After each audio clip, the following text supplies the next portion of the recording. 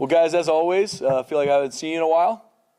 Fired up to be back and fired up to be around you guys. Appreciate you guys' time as always. And before talk football, just want to always, thank you, Jesus, for an opportunity to coach this team. I'm so blessed to be a part of this organization, this group of young men, the staff.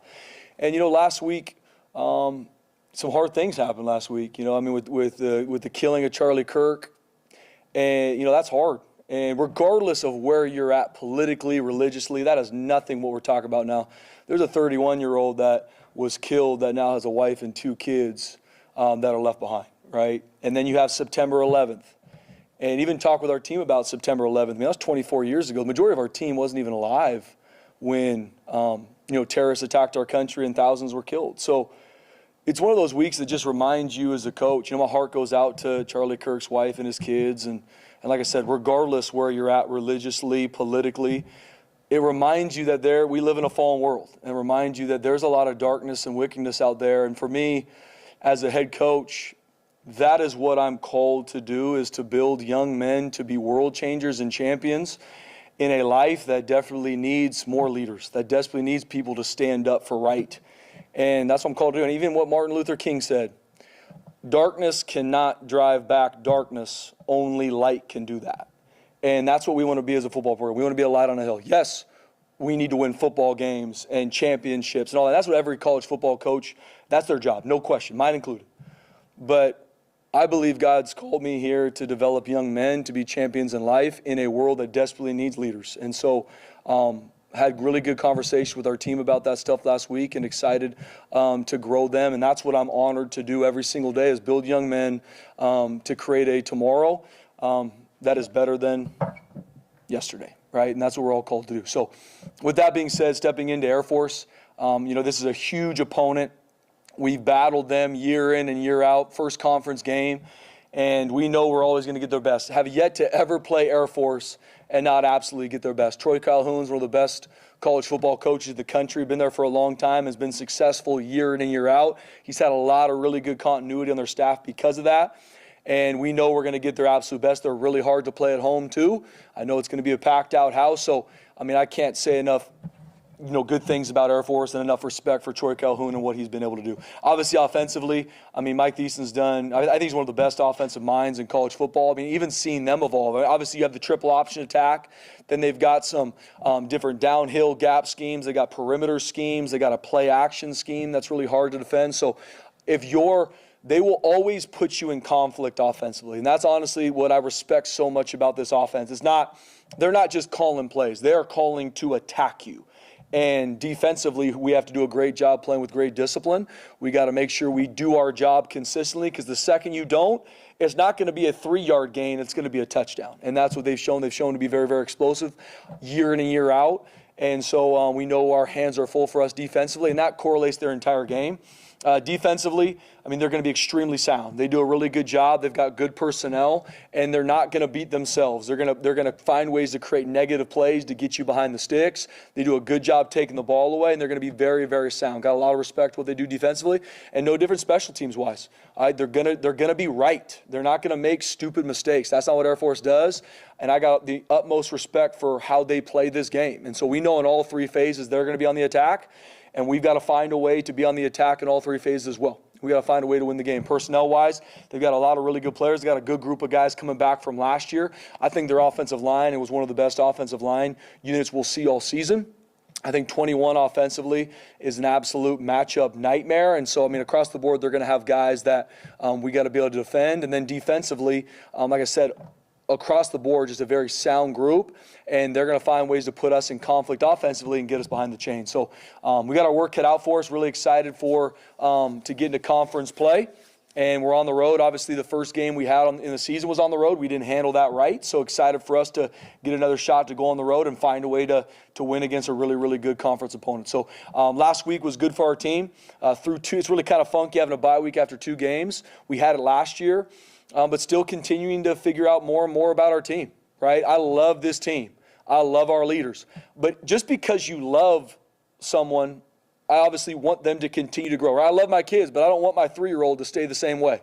If she did, that ain't good, right? So I love our team. I love our leaders, but we still have a lot of growth that needs to happen. And I think we took steps last week. We had good practices. We had a lot of self-scout to get cleaned up from game 1, game 2, and we just got to grow fundamentally and technically. We were able to get a little bit into Air Force last week, but obviously into game week now, we're going to be full steam ahead onto them. And we know it's a huge, huge opponent that's waiting for us in Colorado Springs Saturday night. So excited what we did last week. Got a lot of things we needed to continue to fix and grow in. We had some guys banged up from the Eastern Washington game that we need to get healthy. And so excited to jump into conference play this week.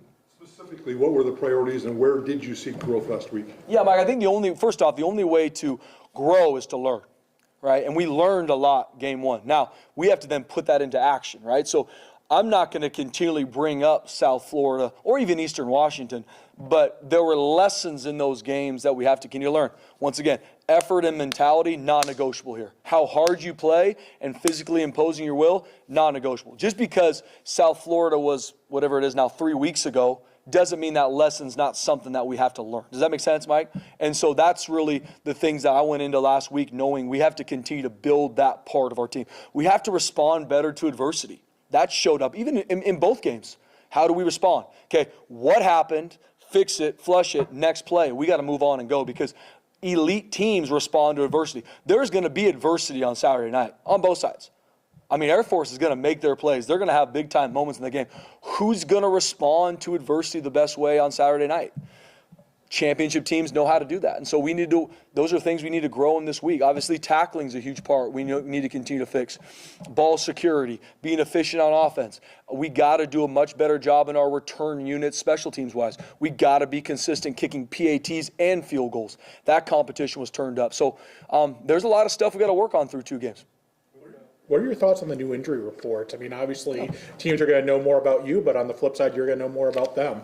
Yeah, I think it just creates, streamlined communication to where there's a lot less smoke and mirrors. If I'm being honest with you, I think it's good for our sport.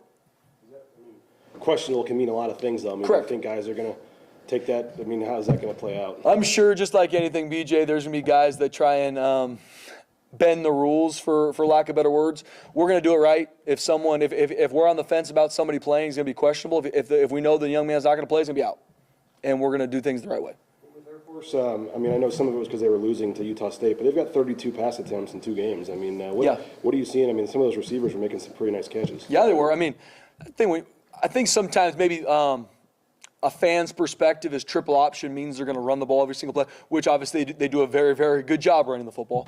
But quarterback-wise and receiver-wise, they're talented. Their offensive line is one of the best offensive line units I think they've had in a long time. And so, I mean, they're going to be explosive passing the football. Now, I think the Utah State game, especially in the fourth quarter, maybe throws off some of those things. But the second you start losing your eyes and you start just running down to stop the run, they will be extremely explosive throwing the football. And even in the Utah State game, you see it. Utah State knows they're going to throw the football. Air Force throws the football and is explosive doing it. So, like I said, I think the world of Mike Thiessen, Trey Calhoun, what they do offensively. I mean, they're always evolving, finding new wrinkles and ways to attack a defense. And we know they're going to have their stuff for us. I don't know what that is, but they're going to have their package to attack us. You use 2 quarterbacks. What are the biggest differences between the 2? Yeah, I think 11 and 9 both have really good skill sets. And both do things better than the other. I mean, I think number 11, I mean, you see some of the throws he made in that game. There's some big-time throws. I mean, and he is ripping it. He runs the ball really well. Obviously, in the triple option offense, you have to. I think number 9 runs the ball really well, too, and can throw it. So what they're going to do, I'm sure we'll probably see both. I don't know what they're going through. Trey Calhoun, like I said, I think the world of, but I'm sure we'll see both. Both can run that offense at a high level, and I'm sure we're going to see both of them on Saturday night. This a couple times this year, but just the last scheduled meeting against Air Force. I mean, I know it hasn't been a long history, but you've had some great games the last 2 decades or whatever. Just with realignment and stuff, what do you make of this being the last game against Air Force? Yeah, BJ. I mean, you look at. I mean, and I'm going to talk with our team because I mean, I talked to. I mean, even with our squad now, I mean, there's only a handful of guys that have ever started against Air Force. Right? Didn't play them last year. Had some seniors that have graduated. So on and so forth. So I'm gonna talk to them about the history of this game. Right, we've played them a year. I mean, this is, I think, the 8th time I've played them. And so looking at, I mean, how many times where, Boise State's going to go play in the championship, lose to Air Force, don't make it, right? I mean, it's been a great back-and-forth game. And, I mean, back in 2021, beat us on the blue. right? I mean, there's been just really, really good games back and forth. And so, I mean, like I said, it's a hard game to play. I got a lot of respect for what they do.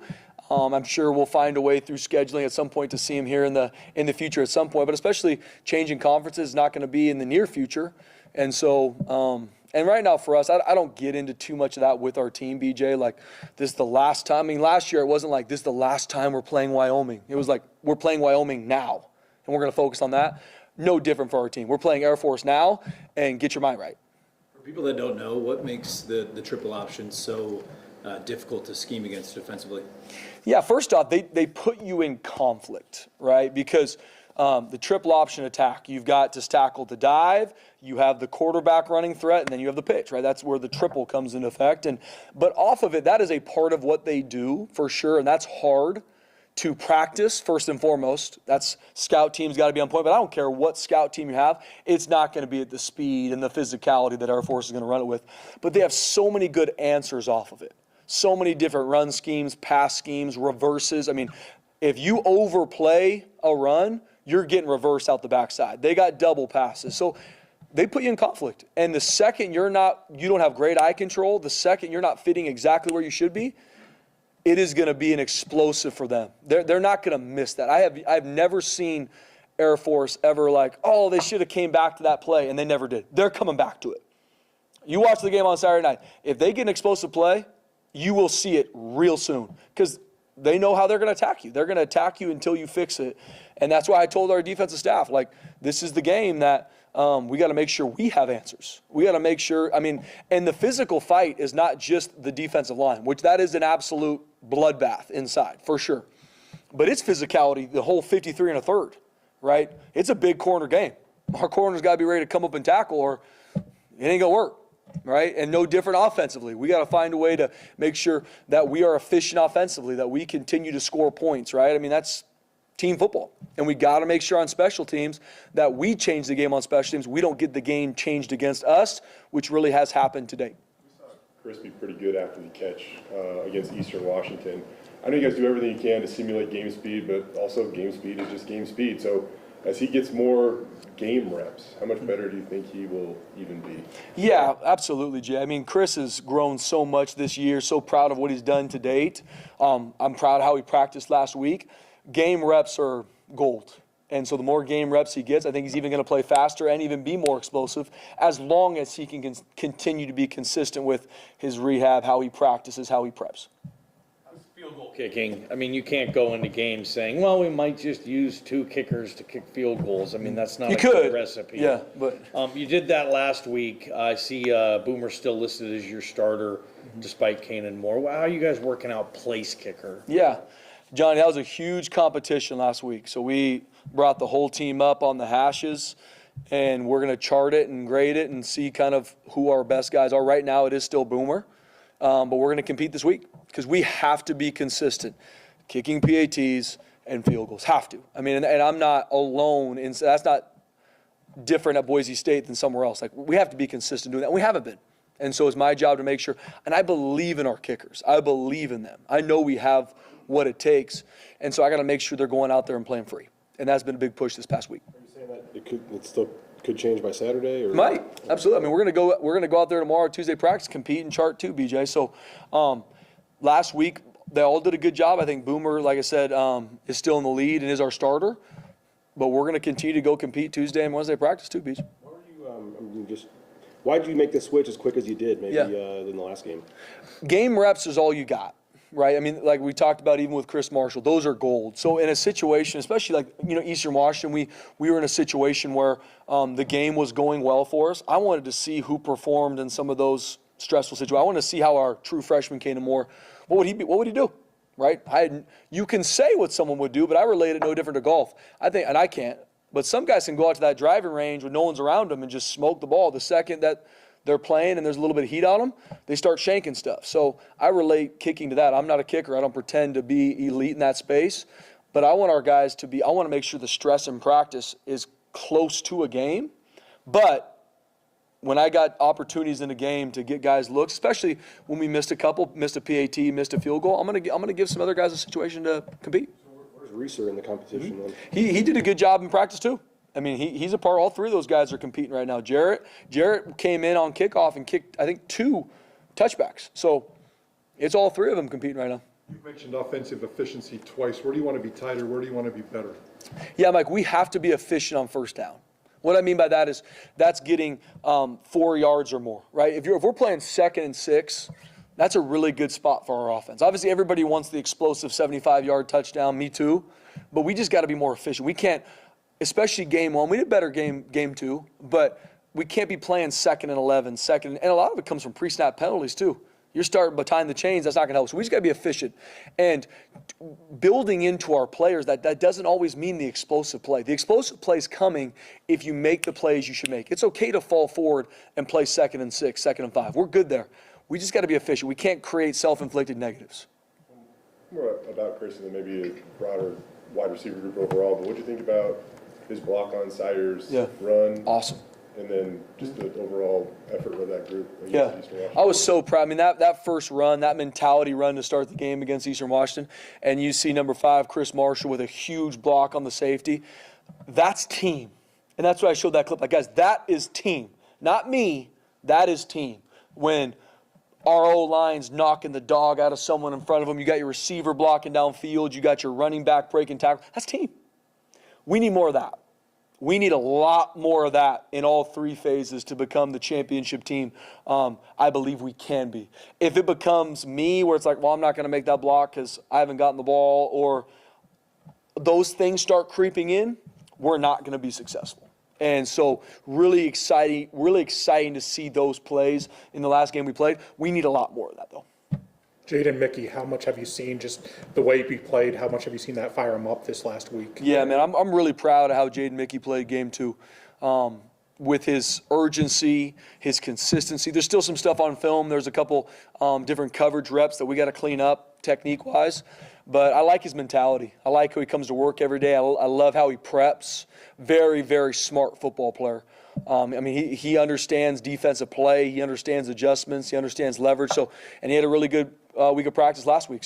And Devon Banks, guys, is not completely out of this, man. I got to continue to grow him. I know his heart is for this team. His heart is to become the best version of himself, and I believe he's going to continue to grow. But Jaden Mickey's played really well, and he's earned that right. When you recruited him out of the portal, what was kind of the biggest things you learned about him? Yeah, I remember we recruited him out of high school, and so I got to know him really well coming out of high school, and then obviously getting back to know him when he was in the portal, leaving Notre Dame.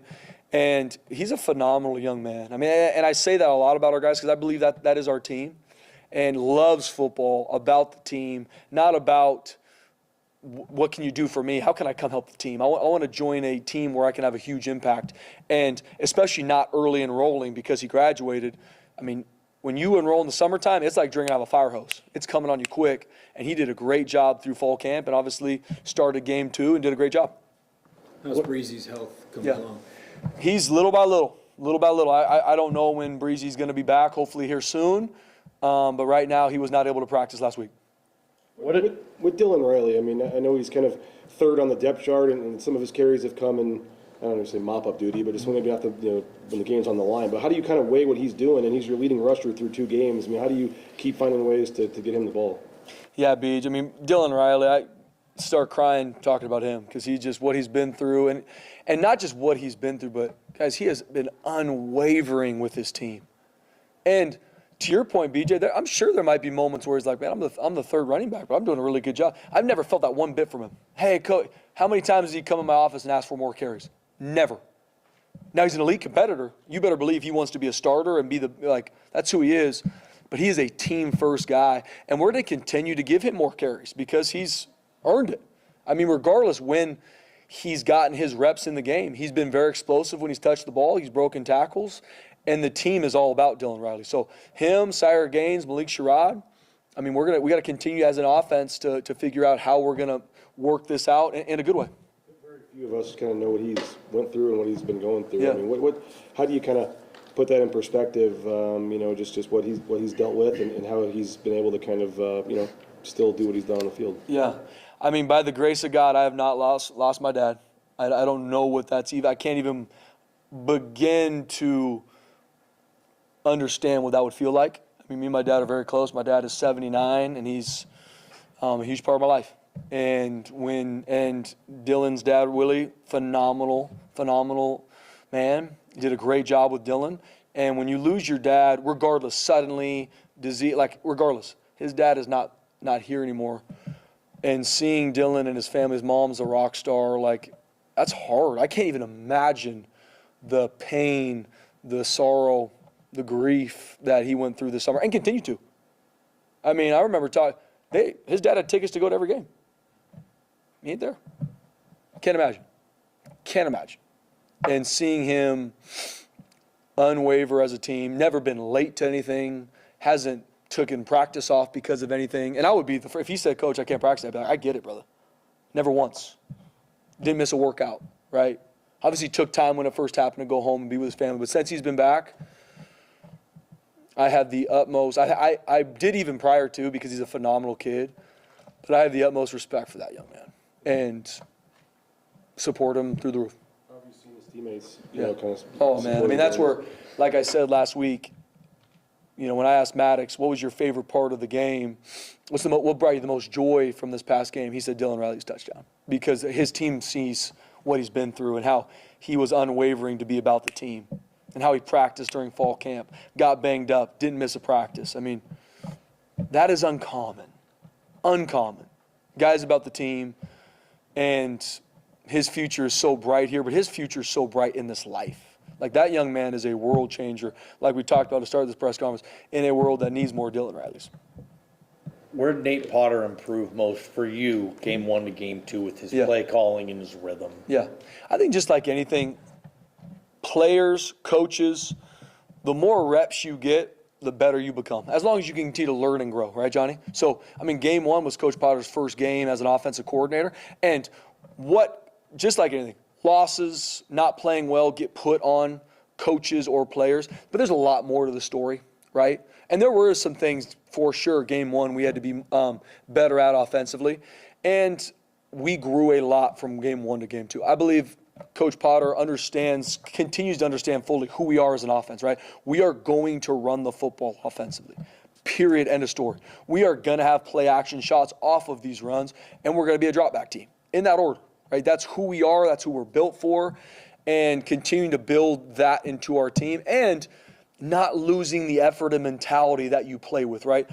Anybody can sit on this whiteboard and drop really cool offensive plays. Oh, look at this really cool motion. But what comes to life is the effort and the physicality you bring to it. Like, that's it. And I think the world of Coach Potter, like I said, he's one of the best offensive minds, teachers in the country. Yes, did we play good offensively game 1? Absolutely we didn't. And I take full responsibility. As I know Nate and the rest of our offensive staff does. Grew to game 2, and I know we're even going to grow more into game 3. That's right. Yeah, you said the week early bye's a little awkward. I know you're all about having the best plan to prepare for everything, though. So off days are valuable. What did you want to see out of your guys, to maybe take advantage of an off day or two? Yeah. I believe life is all about balance. And we had some really good practices last week, some good weight room sessions, some good meetings to look at games 1 and 2 and how we can improve.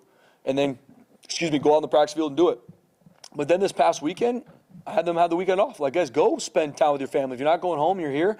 Enjoy Boise. Watch some football. I had them this morning. I met with our leadership. What are some things you saw watching college football? Like, what are some things that came up? I believe in balance. I believe in balance for these young men. I believe I want them to have a lot of joy playing this game. Not, all right, we're back to football. No, man, enjoy every bit of being a part of this team. Enjoy every bit of coming in this building. And I felt that today from them. You had a couple days off. It's like, man, Coach, can't wait to be around you again. And that's bringing that into, especially, I think we got 7 or 8 games in a row. I got to find a way to make sure we create that even on this 8-game stretch. So nobody assumed their seat was here for them when they got back? Yeah, correct. I can promise you that, yes. I know you had a lot of different games to watch, Air Force, whatever, but did you watch the end of the Notre Dame game? And I did, yeah. Thinking about being in that stadium in a couple weeks? Or? I did, man. I was able to watch. That's right around bedtime for little Rosie and Eleanor. So that's all hands on deck. But was able to watch a little bit of the end of that game, which was a crazy ending, 4th and goal, touchdown. Thank the world of Notre Dame. Excited to play them when we get to that point. Was able to watch the Georgia Tech Clemson game. What other games? Well, I watched obviously the Utah State Air Force game. Watched a little bit of the Minnesota Cal game. But I usually catch about 3 minutes, and then I got to go outside. No, get to go outside and watch them ride bikes and color chalk. And so it's a blessing, though, man. I mean, especially as a coach, like, I don't know the next time that I'm going to get a day off like that with our kids, right? So I got to be really intentional. My wife, Rachel, does a phenomenal job. It was awesome to be able to go to church yesterday, just get time with our family. I'm excited to be back at it. Effort and mentality, you obviously preach that. It's non-negotiable here. How much have you seen that continue to grow during the bye week, too? I am proud of how we've grown that to this point. Are we where we need to be with our effort and our mentality? I'm crazy to say we are, but I really believe that our guys understand why it matters, right? To your point, Mike, learning from game one. Like, I don't need to tell them, hey, guys, if you don't play hard and you don't play with mentality, it's going to hurt you if we're just blowing teams out. Well, we got punched in the mouth game one, and there's some points even game two that we didn't play our best. So that is the foundation we build everything on, is how hard we play and if we can physically impose our will in all three phases. That's us. And the second we lose that, we have nothing here. And so making sure our players see that, and you do that in practice. And I think we did a good job last week in practice. Now we got to continue to follow it up this week. You guys are 28-1 over the last 29 bye weeks. You haven't been around for all of those, but is there a blueprint, a system, like how the program does that well, coming off getting an extra week for an opponent? Yeah. Good question, Johnny. I don't know. I did not know. That's a crazy stat. I did not know that. I think each week's a new week. I think every your team grows, has to continue to grow as the season progresses. I mean, you look at college football, there's going to be teams right now that are ranked in the top 25, and then in 3 weeks are not. And then teams that aren't ranked will be ranked, right? Because it's the ebb and flow of a season, the ebb and flow, especially when you get into conference play. So for us in a bye week, what I believe in, and I'm not saying this is the perfect plan, I believe in making sure you self-scout yourself. Like, what are we calling? Why are we using it? What are some fundamentals, techniques we're missing? And then having a really good conversation about our personnel. Are we using our best players? Or is there a player somewhere that has practiced really well and we just missed him? I don't think we did, but let's go through every single name of our team. Like, who are they in the right spot? And so really take time to do that. And then obviously getting a jump on the opponent you're going to see. Thanks, Bill. Thanks, Bells. Thank you.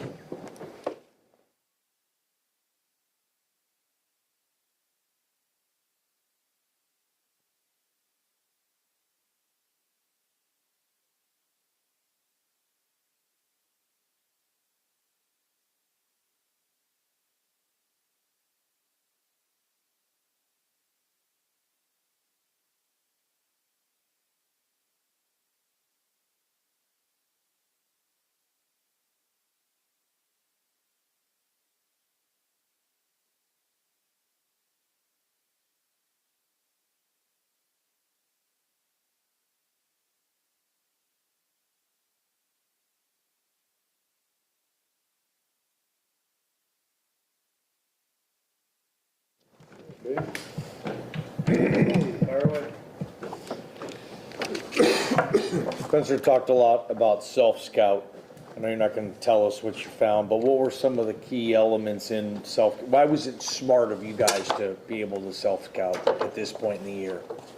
I think it's always good to go back and see what you're executing well, what you're not, and then finding out the reasons why. Why is it good? Why is it not good? How can we make it better? And then what are we putting out there on tape that we need to be aware of? So always take advantage of any type of bye week, but that was a huge part of it for us. Nate, how much did you feel like you were kind of in a rhythm or on the attack on offense and kind of doing, what Spence says is kind of the staple of what you guys want to do on offense against Eastern? Yeah, I think it was a step in the right direction, kind of what we've talked about before as our emphasis as far as the finish, the physicality, being efficient on first down. When we do those things, it makes it easy to get in a rhythm as an offense, as a coordinator. So that's still the emphasis moving forward this week, but that's who we are. We got to be able to establish the run and then be explosive. It's the fifth time since you guys been at the FBS level that you threw for 300 and rushed for 300. How big of an accomplishment is that in a given game? Yeah, you can't take it for granted. Football's difficult no matter what you do, so you can't take it for granted. I'm just proud of the guys and how they responded, how they got better in the last 2 weeks, and they had a good time doing it. The energy was on the sideline. on the field throughout the entire game. So we need to continue to show that passion and play with that type of energy. It's 2 games as OC. Just even in those 2 games, is there anything you've picked up, you've learned, anything that stuck out to you? Oh man, there's probably a million things, to be honest. I've learned a lot in those 2 games.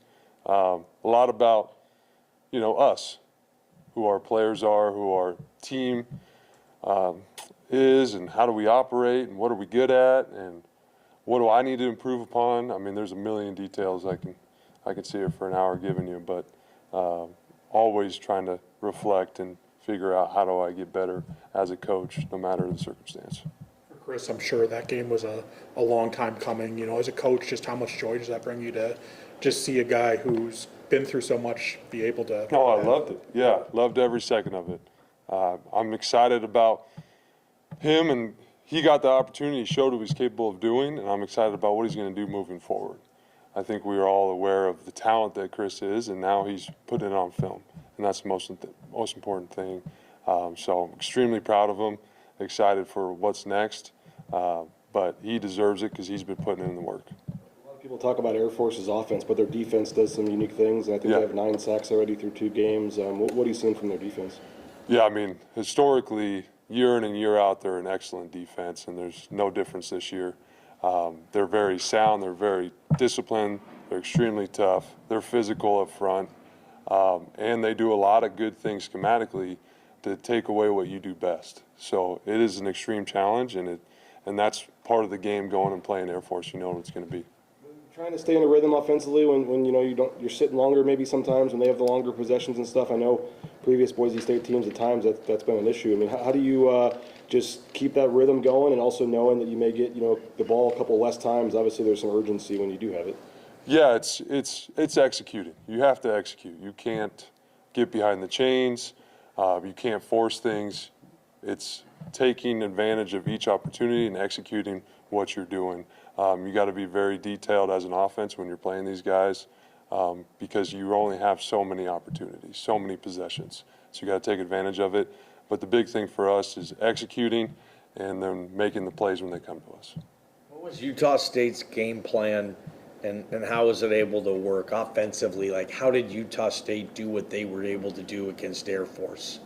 Yeah, I think kind of what I spoke about. I thought they did a great job of just being efficient, and then when they took shots, they hit their shots. They were explosive down the field. And I think that's what you got to do. I think they did a good job playing to their skill set, to their personnel. But they didn't have a ton of 3rd and longs and XLs, a ton of pre-snap penalties, all those types of things that can kill you against a great defense like this. It might have been just coincidental, but you guys got Matt Lauder involved early against Eastern too. Was that coincidental or intentional? Or no, it's intentional to try to get him in the flow of the game as quick as possible, knowing how talented he is.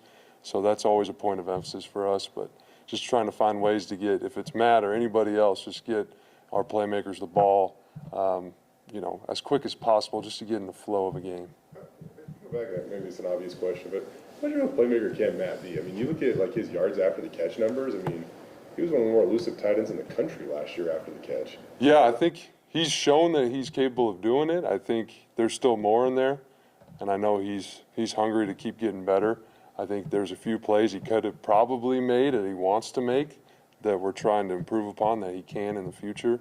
But I think there's still a lot there. But he does surprise people with his ability to run after the catch, and I love it. I mean, that's always the goal for any tight end is don't get tackled by the first guy. Your leading rusher is Dylan Riley through 2 games. I mean, I know he had the big long one, obviously, when the score was already kind of out of hand. But what have you seen from him, and how is he trying to work his way into getting more action? Yeah, I've seen a lot of growth and maturity out of him. I think he's gotten better and better and better, and he continues to do that right now, and it's showing up. And we already know, based on what he did last year, kind of what he's capable of doing as far as the home run threat with the speed that he has in space.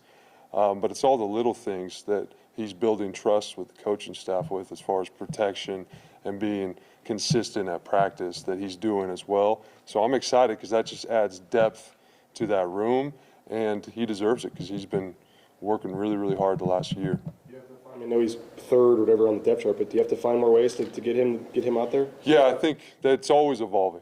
it's always evolving. I think he's deserved everything he's gotten. He deserves more based on what he's shown, to your point, up to this game. So excited for where he's at. When you guys were really able to establish the run game on that first drive, just how does that set the tone for the offensive success for the rest of the game? Yeah, that's been the message for the last couple of weeks, is that mentality is really what that first drive was, is coming out, playing confident, playing fast, playing physical, and it was nothing to do with scheme or coaching. That was purely effort and mentality. So now the emphasis is how do you do that week in and week out? But that was a great example of what we're trying to build consistently within this offense. Do you see the right tackle spot, those guys still just continuing to rotate moving forward? Would you prefer one guy kind of takes the spot there? We saw obviously they both played a lot in the last game. Yeah, I think you always prefer one guy just separates himself and kind of takes over any position, but I think it's always good to have competition within a position. I think that's what we have at right tackle right now with Big Lou and Hall. I think they're pushing each other. They're both getting better. And for us, that's a good thing because that's helping them improve. And if somebody does kind of take that big step forward, then we'll adjust as we need to. What's your relationship like with Dirk Cutter these days? He still works here and you guys bounce ideas. Yeah. Is there like a system you guys have? Yeah, we kind of have a structure in place based on the day of the week. There's communication that I'll get from him. You know, he's very still involved. He's out at practice. He's around. He's getting his workout in every day. So there's plenty of time for us to communicate. And he does a good job of telling me what I need to know and being supportive when I need it. And it's been a great relationship so far. Get back to Chris real quick. When you kind of touched on him there, you know, for a long time he was trying to prove to you guys that he could show up in practice. And now he finally gets to play on game days. But it's been a while since he played on game days. So it seemed like he almost got better after the catch as the game went on against Eastern. How much do you feel like, you know, the more game experience is going to help him even get even better? Absolutely. I think he will get better.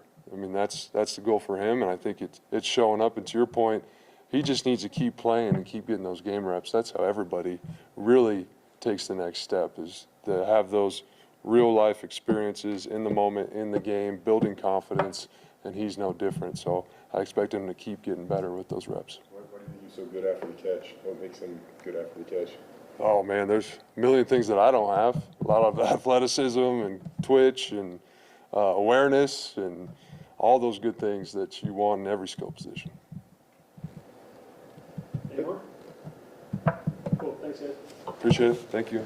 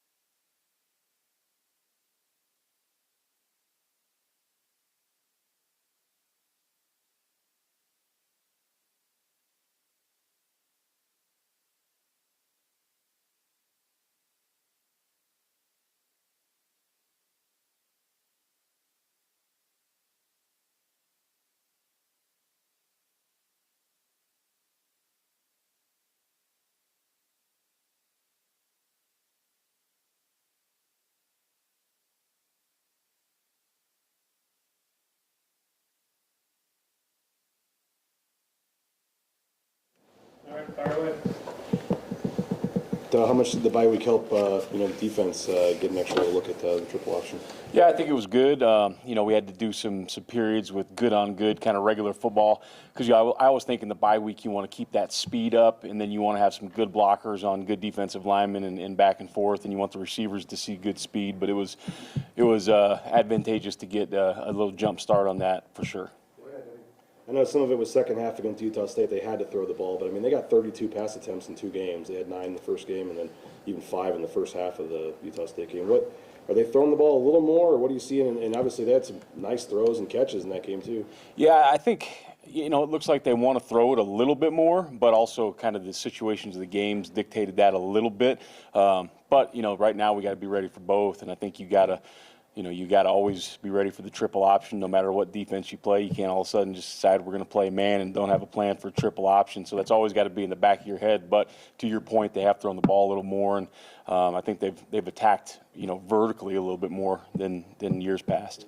Sometimes they get you because they lull you to sleep or whatever, or they just 10 straight runs and DBs are falling asleep and they throw it over the top. Knowing that they've passed a little more, is that maybe a little easier to keep some of those guys engaged or ready for that? Or yeah, I think so. I think as they watch the game, they're going to kind of see, oh man, they're throwing the ball a little more. But just like you mentioned, you see it all the time. Like they threw a double pass one of the games we just watched. It might have been last year, but the corner's not even in the run fit, and he just falls asleep, and the guy takes off vertical, and they have a huge explosive play. So that's the thing. Like everybody's got a tough job in this game at some point.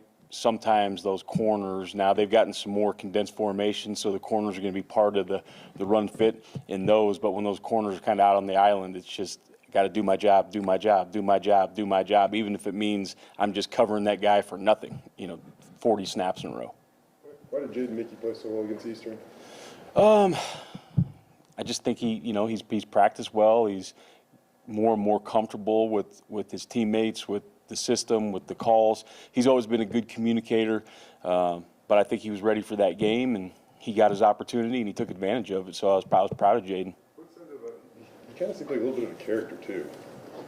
Yeah, I mean he's a guy that he's up here a lot. He's in the building. He's watching a lot of film.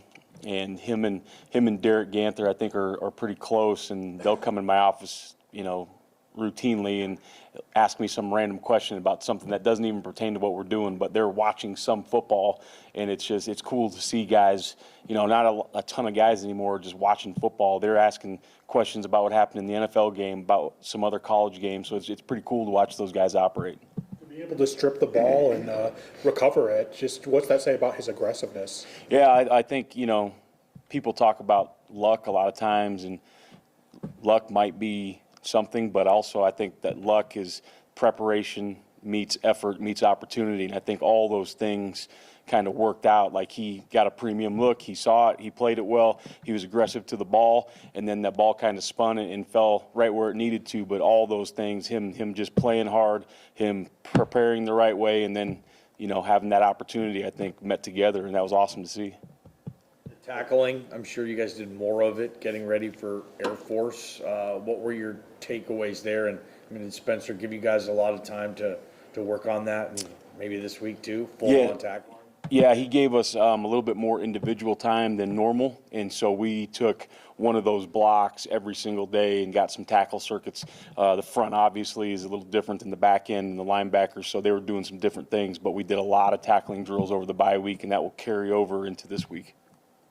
I think you guys have thought highly of Ty Benefield for a long time, but technically his position's supposed to be the farthest from the ball to snap, and he has 3 tackles for loss against Eastern. What did you see about the way that Ty played against Eastern?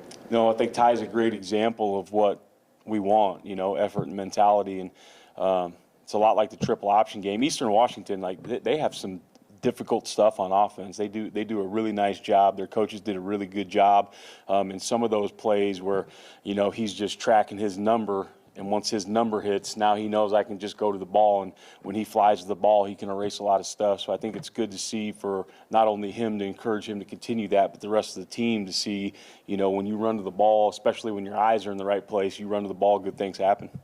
He's played early here at Boise State. But as he kind of finds his voice, how valuable can his voice be for your team? It's huge. It's huge because, you can have leaders that aren't making a huge impact on the field. Like, that happens, but when they are making a huge impact on the field, people tend to listen. You know, sometimes like the guys that have been here for 4 years, they'll respect the guy that's done it the right way and works hard, even if he doesn't make a huge impact on the field. But the new guys to the program, the freshmen, those kind of things, they're like, I want to be like Buck. You know, so when they see him do those kind of things, especially those newer guys, I think that makes a huge difference for them.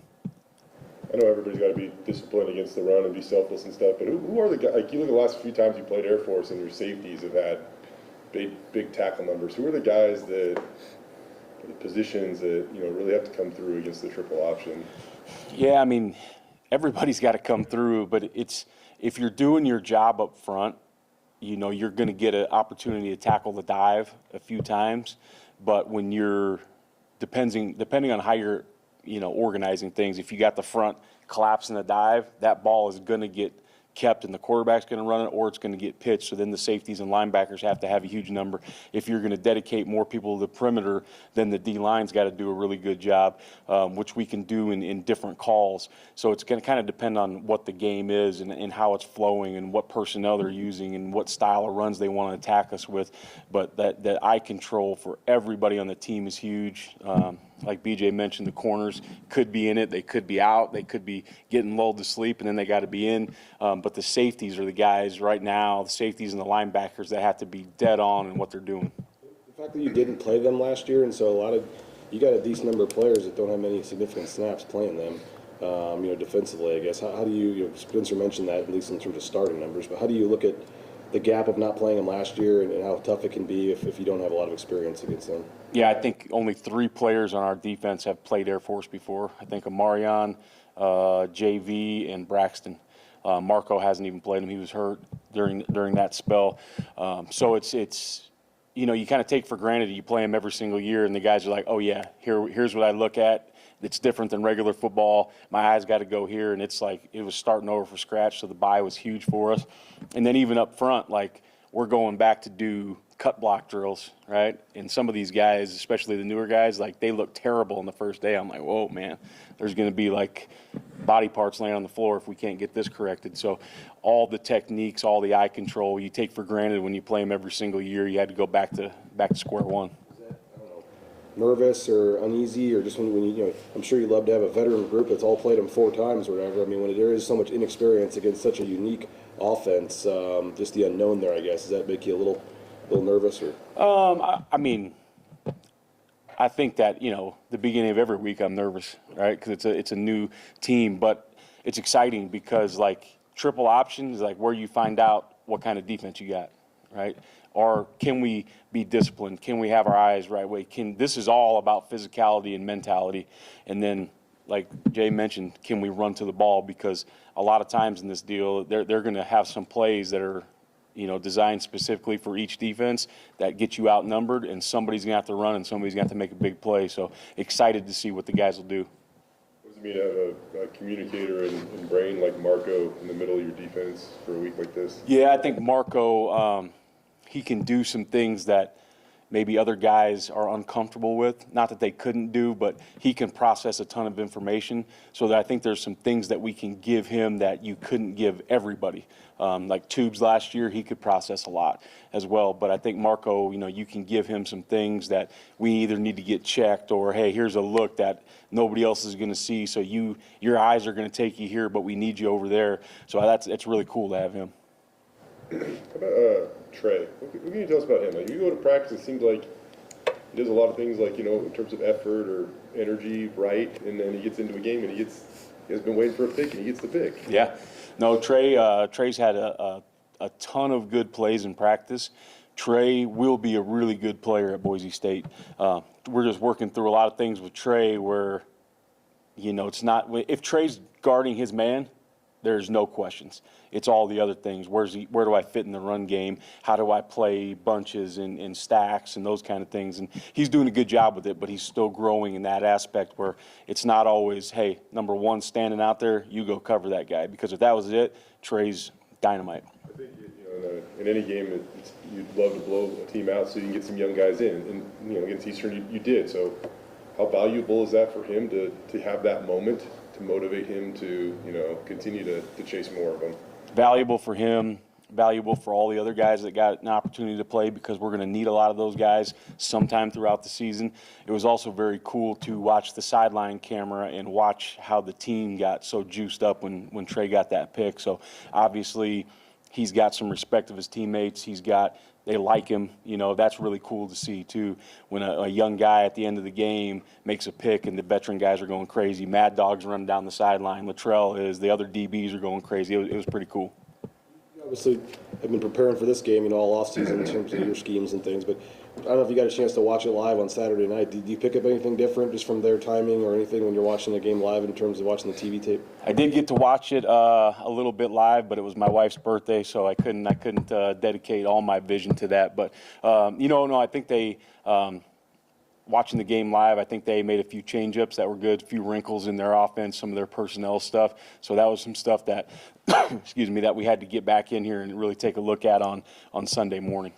Are you scribbling stuff down on a notepad, or do you just kind of remember that? Or? Yeah, I usually have my iPad sitting right there. So I have my little pencil, and I kind of take notes as I'm watching some of the games. Not even just the game we're playing, but some things I might like through other games, and just go back and find those things throughout the week. Last one. Thank you. All right. Thanks. Appreciate you guys.